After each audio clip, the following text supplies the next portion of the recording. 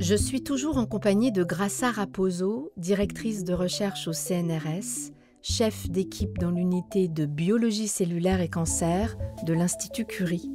Nous l'avions laissée au début des années 90 avec cette question ouverte. Ces fameuses vésicules extracellulaires peuvent-elles avoir une fonction particulière, notamment pour les cellules du système immunitaire?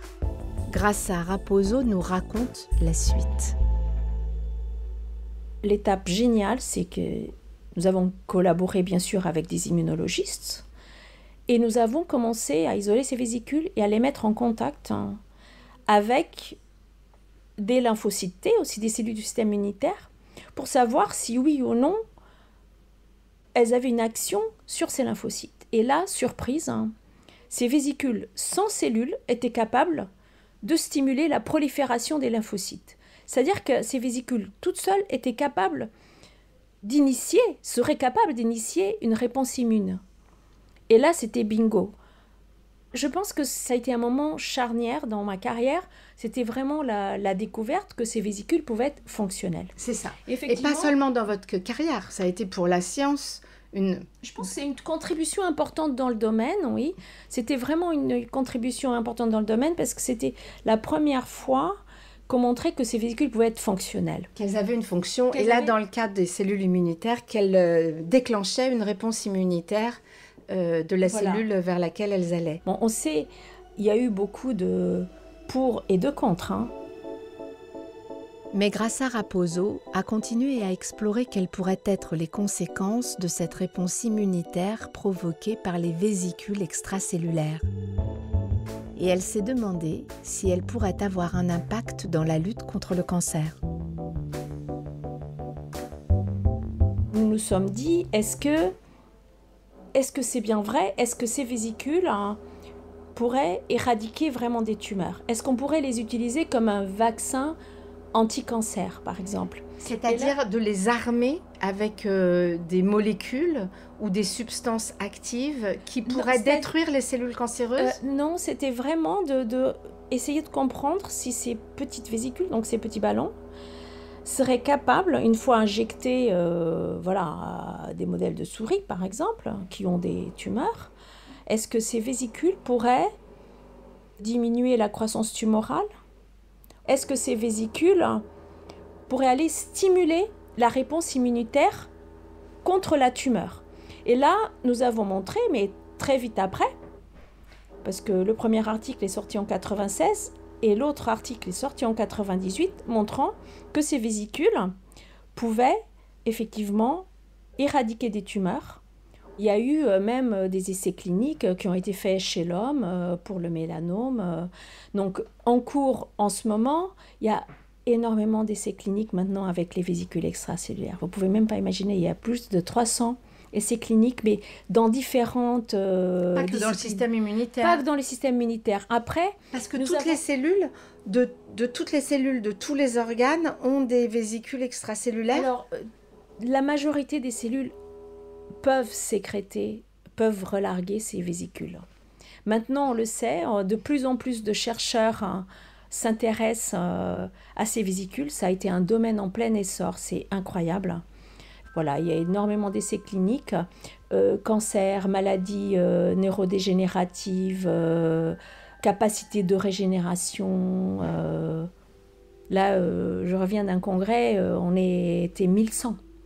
À travailler sur ces vésicules. Le premier petit congrès que nous avions fait en 2005, on était 25. Maintenant, en 2024, on est 1100.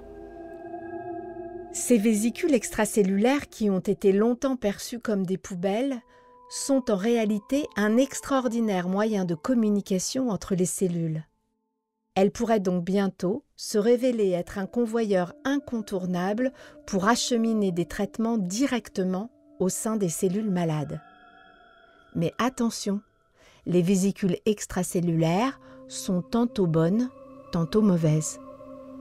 Je suis biologiste cellulaire, donc moi ce qui m'intéresse c'est vraiment les mécanismes, comment ces vésicules sont générées, comment ces vésicules peuvent passer d'une cellule à l'autre, hein, comment elles vont influencer la fonction de la cellule, comment les composants qui sont à l'intérieur de ces vésicules peuvent ensuite être fonctionnels dans la cellule receveuse, et comment la cellule receveuse répond. C'est un vrai système de communication de cellule à cellule. Il n'y a pas uniquement une cellule donneuse, une cellule receveuse. La cellule receveuse va elle aussi contrôler la cellule donneuse. Donc c'est ce qu'on appelle un système en boucle.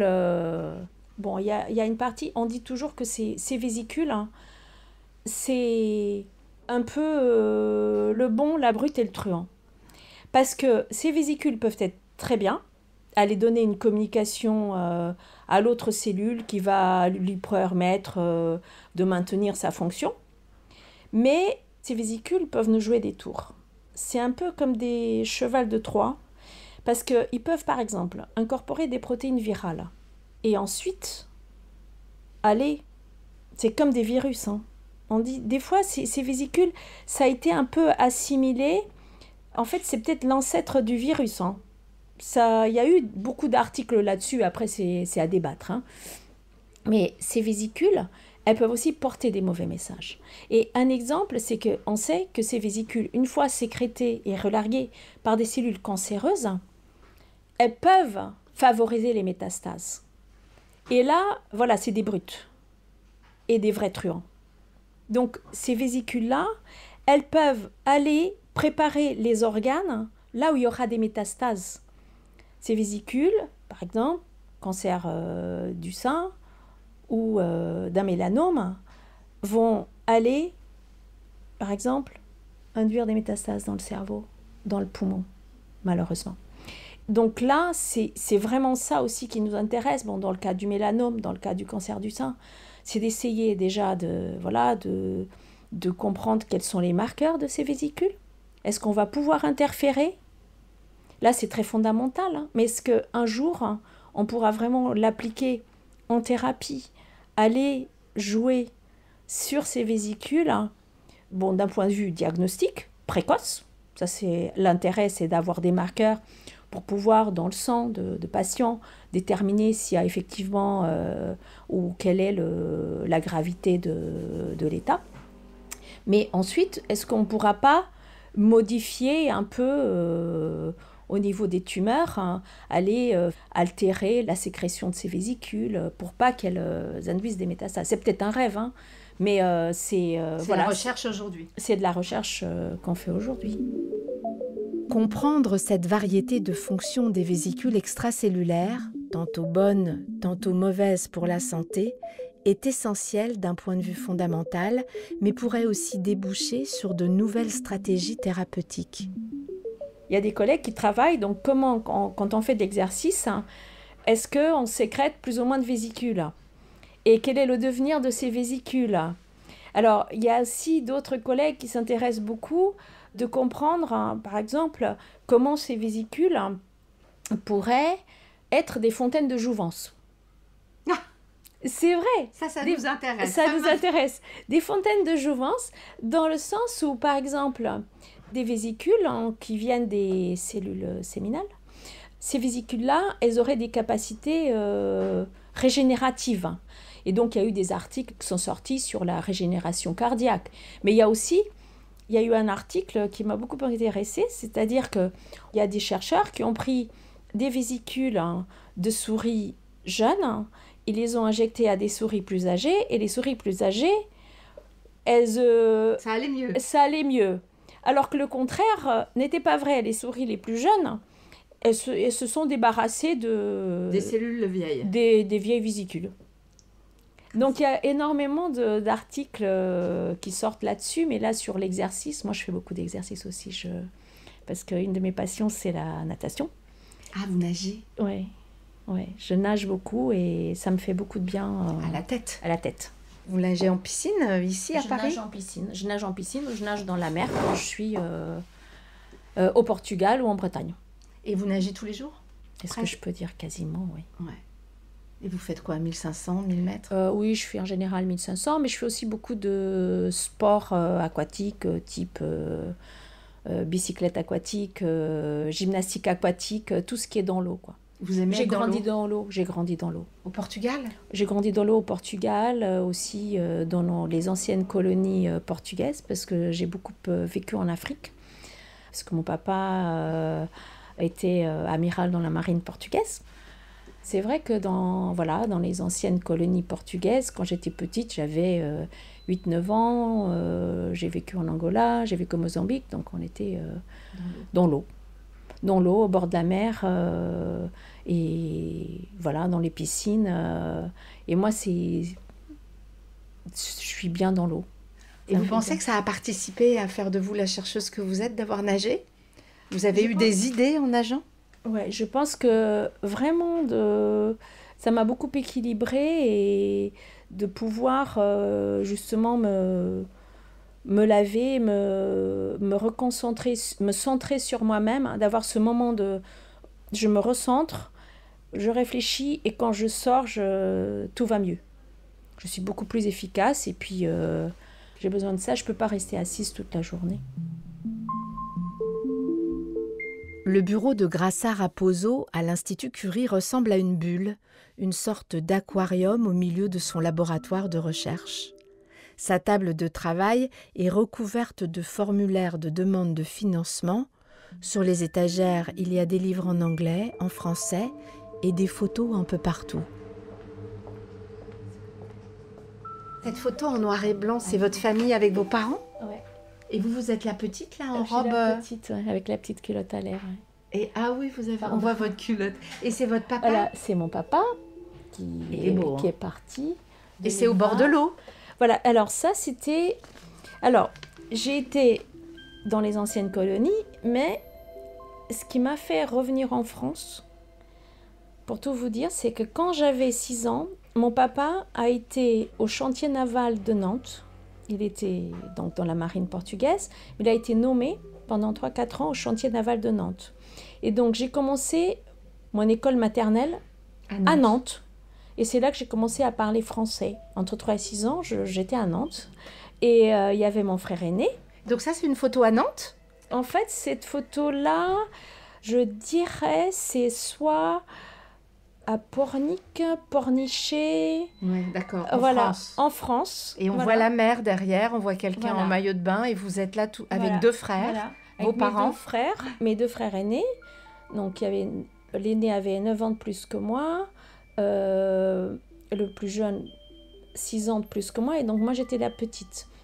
Mais je vois qu'il y a plein de photos, il y a des photos de vous, il y a encore une photo de la mer, mais il y en a une qui m'a fait rire quand je suis rentrée dans votre... Il y en a 2 qui m'ont fait rire, c'est là sur votre tableau, là il y en a une où vous êtes... Ça c'est un de mes chercheurs qui est très doué en Photoshop et avec qui j'ai travaillé depuis 98, mais il a maintenant son propre labo, c'est un grand chercheur, aussi dans le domaine des vésicules extracellulaires. Et il avait fait ce Photoshop pour dire que grâce à Raposo, la reine des exosomes, voilà, des vésicules extracellulaires, il avait fait ce photomontage justement quand j'ai eu un prix. Et donc il avait fait effectivement ce montage Photoshop me montrant en fait en reine des exosomes. Et là, à la main, il a mis une grille de microscopie électronique, mais là qui apparaît très grande, parce qu'une grille de microscopie électronique, elle fait que 3 mm. À la place de la tiare. À la place de la tiare, il a mis la grille de microscopie électronique. Et là, il a mis mon téléphone portable avec mon énorme réseau, montrant mon énorme réseau de collaboration dans le monde. Et Queen of Exosome, ce sont des vésicules extracellulaires. Et il y a une autre photo qui me plaît beaucoup. Alors, c'est celle-là. C'est le même chercheur qui a fait. C'était pour fêter mon anniversaire, voilà. Parce que ça, c'est mon côté plus rock et danse, parce que j'aime beaucoup danser aussi. Et donc, du coup, voilà, il m'a mis... Qu'est-ce qu'il a mis? Bon, il m'a mis avec un chanteur très connu, avec Robbie Williams à l'époque, que j'écoutais beaucoup. Peut-être j'écoute un petit peu moins maintenant, mais... Torse nu derrière vous. C'est ça. Voilà, ça c'est mon côté rock. Hein. Graça Raposo est chef d'équipe dans l'unité de biologie cellulaire et cancer. Elle est également depuis presque 10 ans maintenant directrice de l'enseignement au centre de recherche de l'Institut Curie. Depuis 2013, j'ai pris en charge la direction de l'enseignement pour tout l'Institut Curie, une charge que j'ai prise un peu comme un challenge, et ça me plaît énormément, donc ça fait maintenant 11 ans que je fais ça, et avec toute l'équipe enseignement. Donc il y a tous ces cours qui sont organisés, il y a des cours justement d'acquisition de compétences. Maintenant, nous avons plus de 22 cours d'acquisition de compétences pour nos jeunes chercheurs qui leur ouvrent des portes pour l'avenir, que ce soit dans l'académique, que ce soit dans l'industrie, que ce soit dans la communication vous les scientifique. Formez, en plus. On leur donne la possibilité de suivre ces cours, ou même des cours de comment écrire un article scientifique, comment écrire une demande d'argent pour ceux qui sont un peu plus avancés. C'est ce qu'on appelle les cours d'acquisition de compétences. Et nous faisons ça avec les collègues de l'ensemble hospitalier. Donc moi, je suis directrice pour le centre de recherche, mais j'ai 2 collègues qui sont directeurs et directeurs adjoints pour l'hôpital. Ce sont 2 médecins formidables qui sont aussi très engagés dans l'enseignement. Et les 2 équipes, pour l'ensemble hospitalier et pour le centre de recherche, travaillent ensemble. Et comme on dit toujours, c'est peut-être le premier département. Ce département d'enseignement, c'était vraiment un des premiers départements qui est vraiment médico-scientifique, parce qu'on travaille pour l'hôpital et pour le centre de recherche. Et il y a souvent des travaux comme ça, là, dans votre bureau ? C'est des travaux dans les autres étages, parce qu'ils refont les autres étages. Là. Ils font tous les autres étages, sauf le vôtre, c'est ça ? Sauf celui-là. Bon, on espère peut-être déménager quand les étages seront finalisés. Nous, on déménagera possiblement au 2e étage. Heureusement, mon entretien avec Grassa Raposo touchait à sa fin. Les marteaux-piqueurs et les perceuses ne m'ont pas empêché de poser une dernière question sur la place des femmes dans les sciences. Je pense que ça a beaucoup évolué. C'est vrai qu'il y a toujours ce tabou, les femmes dans la science, les femmes.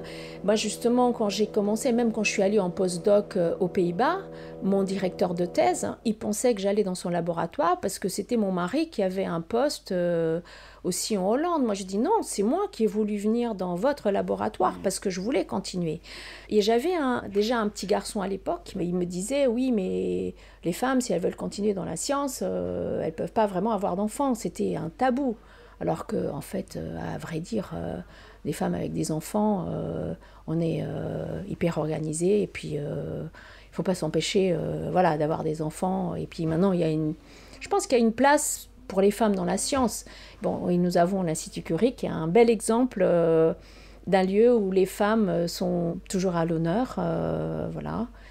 On s'est peut-être un petit peu battu, mais il y a peut-être moins de femmes directrices de recherche au CNRS, il y a l'INSERM, mais allez, on est sur la bonne voie, je dirais. C'était le dernier épisode de la saison 1. Merci aux chercheuses et aux chercheurs de l'Institut Curie pour leur accueil, leur patience et leur passion. Tête chercheuse est un podcast qui donne la parole aux chercheuses et aux chercheurs de l'Institut Curie, qui ouvrent la voie à de nouvelles connaissances et donnent à entendre la complexité du vivant. Tête chercheuse est un podcast réalisé par Louise-Charlotte Simone, mixé par Benjamin Touron et écrit par Zoé Varier. Musique originale Alice Anne Brassac. Production Chloé Tavitian et Camille Juseau.